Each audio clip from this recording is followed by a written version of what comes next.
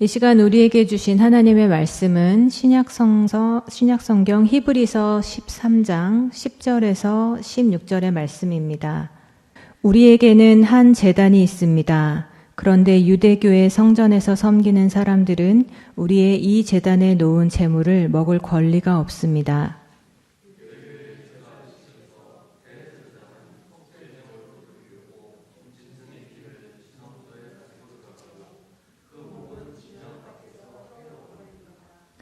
그러므로 예수께서도 자기의 피로 백성을 거룩하게 하시려고 성문 밖에서 고난을 받으셨습니다.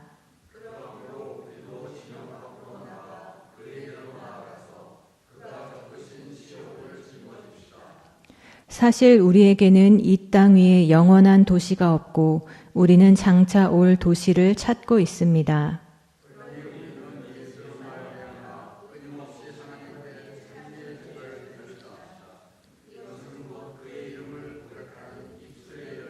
함께 읽겠습니다. 선을 행함과 가진 것을 나눠주기를 소홀히 하지 마십시오. 하나님께서는 이런 제사를 기뻐하십니다. 아멘. 히브리서는 신약 성경의 늪지대라고 하는 별명을 갖고 있습니다. 내용이 심오하고 난해하다는 점에서 히브리서는 요한계시록과 쌍벽을 이룹니다.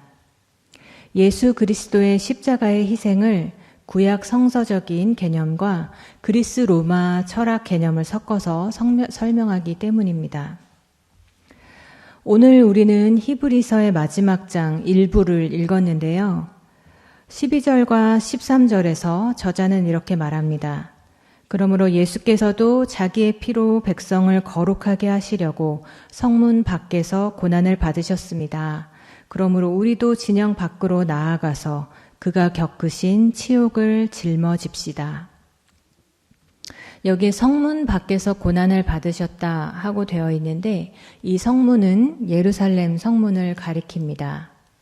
그리고 우리도 진영 밖으로 나갑시다 할 때 이 진영은 광야 유랑 기간 동안에 이스라엘 백성들이 어느 지역에 머무르기 위해서 텐트를 치고 머물렀던 그런 진영을 말합니다. 그러니까 성문과 진영은 같은 의미입니다. 광야를 유랑할 때 쳤던 진이 이제 가나안에 정착하면서 성으로 바뀐 것이죠. 따라서 진영 안에 있다, 성문 안에 있다는 말은 안전지대 안에 있다는 뜻입니다. 반면 진영 바깥에 있다, 성문 바깥에 있다는 말은 안전지대 바깥에 있다는 뜻입니다.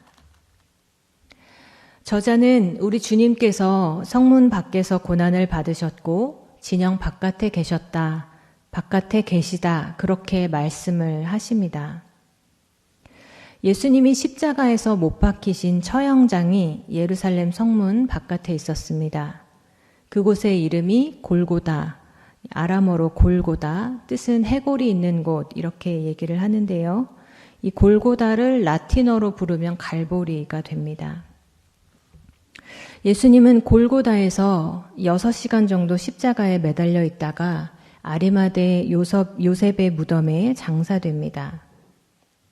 그분은 예루살렘 성 바깥에서 재판을 받으셨지만 성 바깥에서 또한 죽으시고 매장이 되었습니다. 그런데 그 예수님이 지금도 성 바깥에 계시다. 히브리서 저자는 그렇게 말합니다.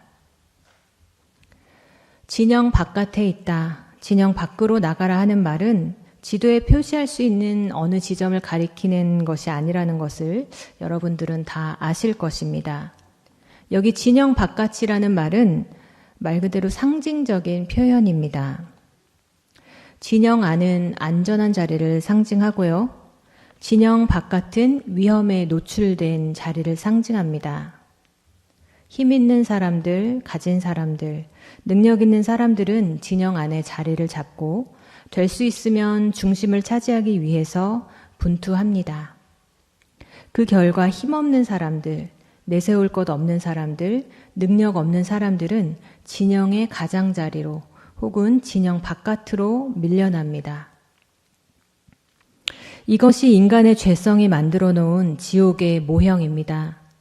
소수의 승자와 절대 다수의 패자를 만들어내는 악한 구조입니다. 중심에서는 승자들이 축배를 들고 있을 때 바깥에서는 패자들이 뜨거운 눈물을 흘리게 만드는 것이 우리 인간의 죄성이 만들어 놓은 악한 사회 구조입니다. 잠시 주님께서 이 세상을 내려다보고 있다는 상상을 한번 해보시기 바랍니다. 거대한 들판에 진영이 쳐져 있습니다. 진영 중심에는 중요한 사람들, 중요하다고 생각되는 사람들 위주로 있겠죠. 힘 있는 사람들, 잘난 사람들, 가진 사람들, 권세자들, 혹은 유명한 사람들이 자리를 잡고 있습니다. 그리고 중심에서 가장자리로 벗어날수록 천막은 허름해지고 거기에 있는 사람들의 몰골이 형편없습니다. 진영의 맨 끝에는 버려진 사람들이 옹기종기 모여서 상처를 보듬고 있습니다. 그리고 진영 바깥에는 가장자리마저 찾지 못해서 밀려난 사람들이 있습니다. 자, 여러분들이 그 진영을 내려다보고 그곳으로 가게 된다면 어디를 먼저 가겠습니까? 누구를 먼저 만나보시겠습니까?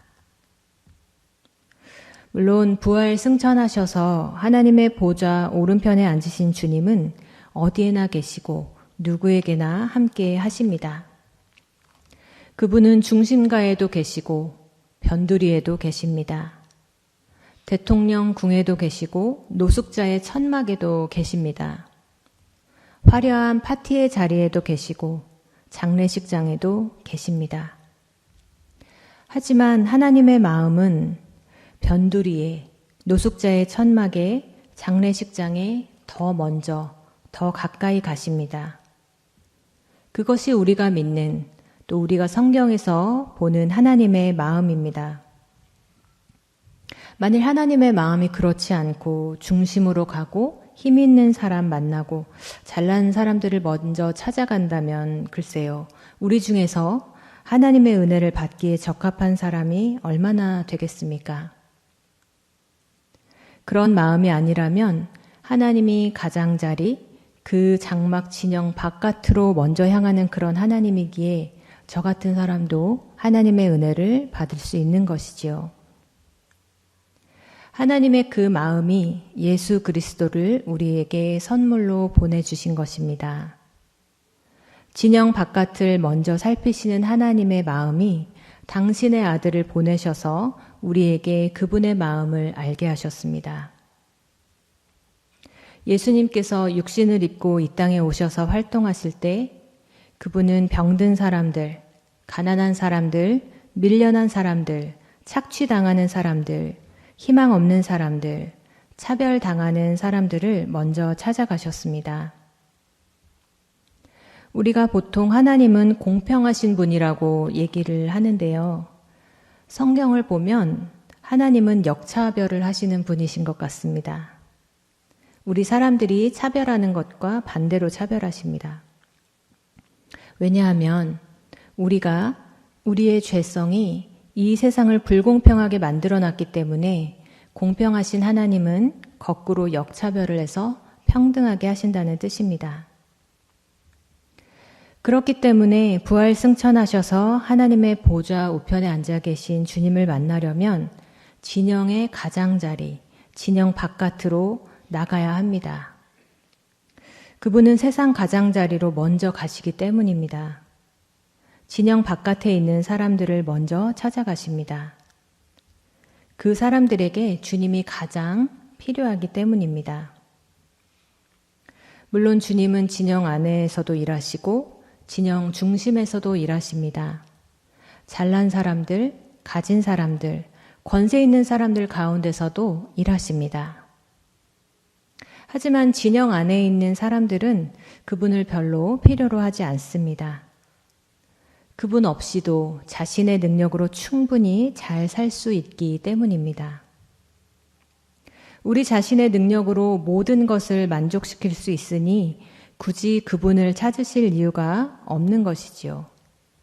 그렇기 때문에 진영 안에서는, 특히 진영의 중심에서는 하나님이 잘 보이지를 않습니다. 남아프리카 공화국의 상황을 잘 아실 것입니다. 남아공의 주요 도시 중 하나인 케이프타운은 어느 지역으로 가든 세 구역으로 구분되어 있습니다. 백인 부호들이 사는 지역은 고급 주택이 즐비한데 높은 담벼락과 전기 철조망으로 보호되어 있습니다. 그 바깥 지역은 소위 컬러드 피플이라고 하는 유색 인종들의 중간층 구역이 있습니다. 그리고 산등성이나 벌판에 타운십이라고 불리는 흑인들의 지역이 있는데요. 이 타운십의 상태는 현실 지옥이라고 부르는 것이 절대 과장이 아닐 만큼 심각합니다. 백인 구역에서 부족한 것 하나 없이 호의호식하는 사람들 중에도 하나님을 신실하게 믿는 사람들 많습니다. 아니, 백인촌에 있는 교회일수록 훨씬 더 화려하고 웅장합니다. 그들이 살고 있는 진영 바깥에서는 흑인들이 가난과 질병과 테러와 성폭행과 마약과 총격으로 현실 지옥을 살고 있는데 그들은 안전한 성체에서 화려한 조명과 아름다운 파이프 오르간의 음악에 맞춰서 예배를 드립니다. 동네 중심가에는 백인들이 모이는 고딕풍의 예배당이 있고 변두리에는 흑인들이 모이는 초라한 예배당이 있습니다. 같은 하나님을 위한 예배당인데 그렇게 다를 수가 없습니다. 어떤 소년이 주일 아침에 멀리서 백인들이 줄지어 예배당에 들어가는 것을 보면서 너무도 부러웠습니다. 멍하니 그 자리에 서서 속으로 나도 저 아름다운 예배당에 들어가서 한 번만 예배드리면 얼마나 좋을까 생각을 했습니다. 그러고 있는데 갑자기 누군가 옆에 다가와서 그의 머리를 쓰다듬어 줍니다. 돌아보니 예수님입니다. 그분이 빙긋이 웃으시면서 그 소년에게 말했다고 합니다. 저 예배당에 가고 싶니? 나도 못 가봤어. 우리는 늘 주님의 백성으로서 어떻게 하면 하나님을 더 깊이 만날 수 있을까요? 라는 질문을 하면서 삽니다. 이 질문에 대해서 오늘 히브리서 저자는 진영 바깥으로 나가십시오. 그렇게 말합니다. 주님은 진영 바깥에서 계시기 때문입니다. 아니, 진영 바깥으로 나가야 주님이 더 잘 보이기 때문입니다. 진영 바깥으로 나가란 말이 무슨 뜻입니까? 이 말은 크게 두 가지로 해석할 수 있습니다. 첫째, 진영 밖으로 나가라는 말은 어떤 형편에 살든지 자신보다 어려운 형편에 사는 사람들의 존재를 잊지 말라는 뜻입니다. 먼저 우리의 마음이, 우리의 기도가 진영 바깥에 있는 사람들, 나보다 더 어려운 사람들을 향해 나아가야 한다는 뜻입니다. 오늘 본문이 들어있는 13장 앞부분 3절에 보면 아주 마음에 새겨둘 말씀이 하나 나옵니다. 3절에 보면 감옥에 갇혀있는 사람들을 생각하되 여러분도 함께 갇혀있는 심정으로 생각하십시오. 여러분도 몸이 있는 사람이니 학대받는 사람들을 생각해 주십시오. 함께 갇혀있는 심정으로 생각하라는 말은 고난 중에 있는 사람에게 값싼 동정으로 때우지 말라는 뜻입니다. 진심으로 그들의 고난에 참여하라는 뜻이지요. 주님이 이 땅에 계실 때 진영 바깥에 사는 사람들, 그 사람들의 아픔을 보시고 애간장이 끊어지는 듯한 아픔을 느끼셨다고 했습니다.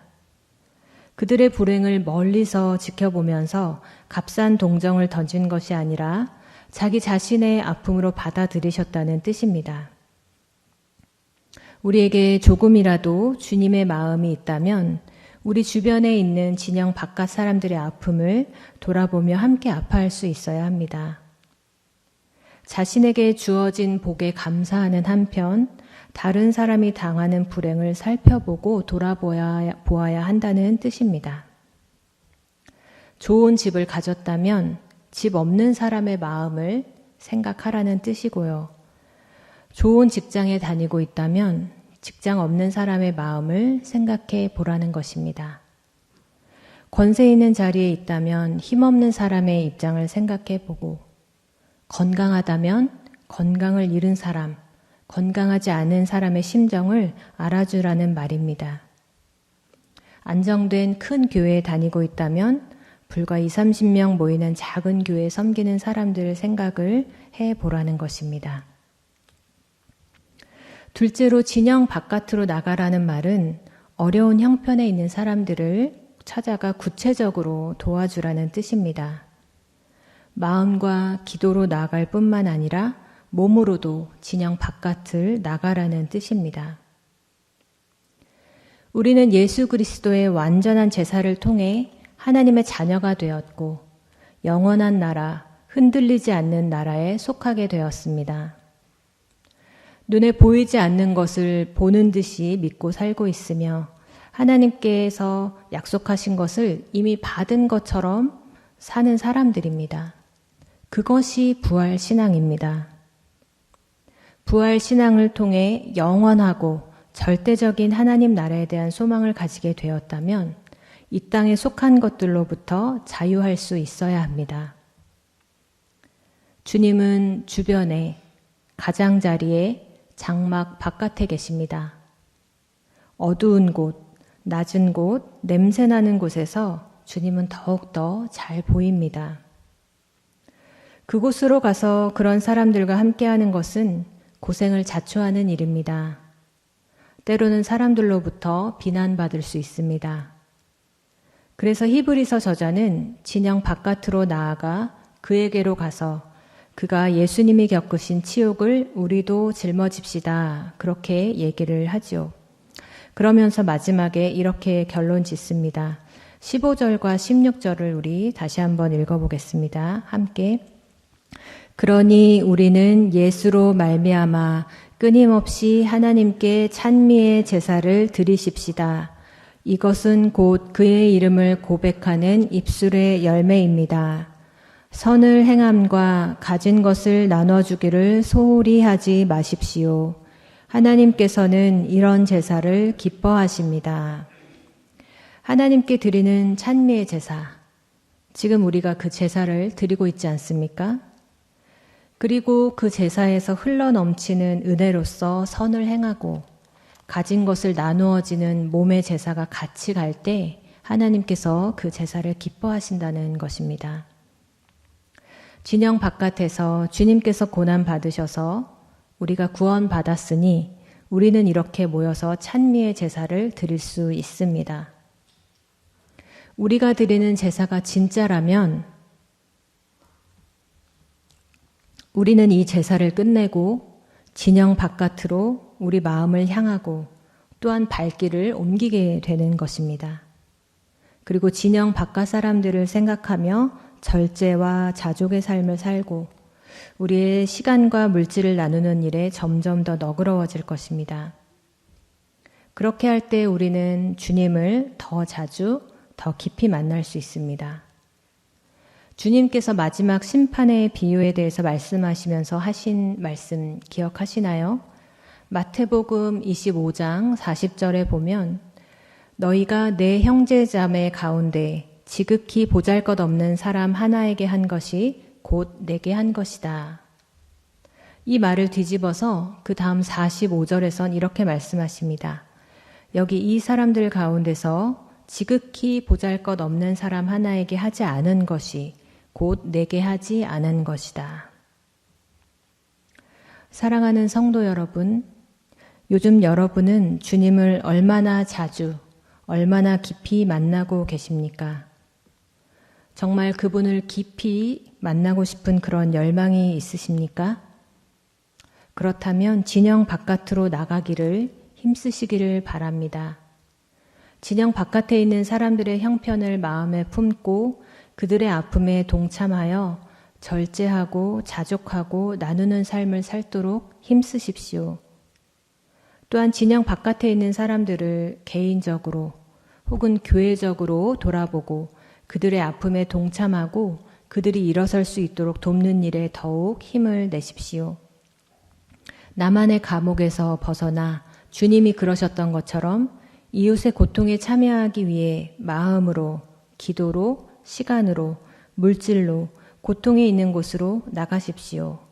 그것이 부활을 믿는 사람들의 삶의 방법입니다. 기도하겠습니다. 하나님, 사랑하는 아들 예수님을 우리를 위해 십자가에 내어주시고 다시 살린 부활의 기쁨을 주셔서 감사합니다. 부활 신앙을 가지고 주님을 만나고 주님과 동행하며 주님의 뜻을 이루며 살아가게 하옵소서. 이러한 기쁨을 가지고 우리의 이웃을 돌아보게 하시고 우리의 삶에 이웃의 자리를 마련하게 해 주시옵소서. 가진 건 많고 즐길 건 많아도 진영 바깥에 사는 이웃들을 생각하고 자족하며 절제하게 하옵소서. 그리고 우리의 시간과 물질을 나누어 고통받는 이웃들을 돌보는 것이 진영 바깥으로 나가는 일임을 고백합니다. 그럴 때 주님을 더 깊이 만나게 될 줄로 믿습니다. 진영 밖을 향하는 마음과 걸음을 주님께서 인도하여 주시옵소서. 예수님의 이름으로 기도하옵나이다. 아멘.